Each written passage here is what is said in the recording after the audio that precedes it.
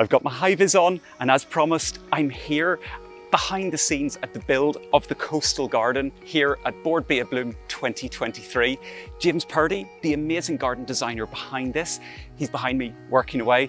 Let's go talk to him, find out some more about the garden and some of his really good tips, tricks and advice. So your garden is one of 7 gardens for Easy Steps to Dream Gardens, yeah? 7 gardens are very different. They're coming at garden design, garden for people in different ways to give them different results. So it covers a lot of conversations. Yeah, and I think there's something in it for everybody, isn't there? There is. We can go to the 7 different gardens and see instantly you'll see one that resonates with yourself, where you're located, what you want to do, what your family situation is. And then you can look more into the detail of them, and it's all very much, it's good steps to follow.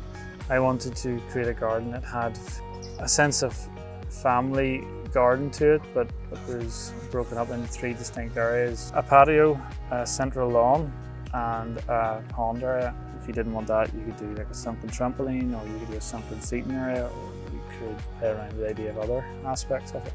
I love that. I love that you can flip it around to whatever you want.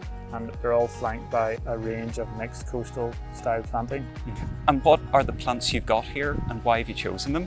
Chosen them from a range of hardiness, you know, starting like the pines would be your toughest, Pinus mugo, there's a Rosa rugosa, and then it's dropping into other grass types of ornamental grasses, flowering perennials. So what would be the toughest, most hardy plant here?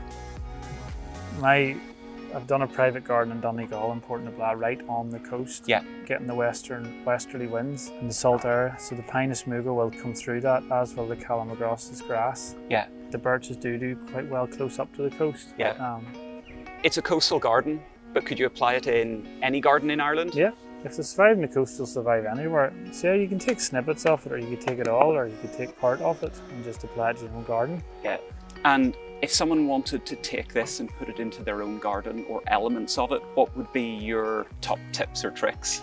Density-wise, you would do a lot less density than I've done, being a shoe garden, so you don't need to feel you need to put that quantity in. You can just look at the style of it and pick what you like. Yes, the main thing is the borders. They cut through and stitch through and slice through the garden, so it's about not just putting down the 2 flanks of the garden. They cut across, so and they tie it all together quite well.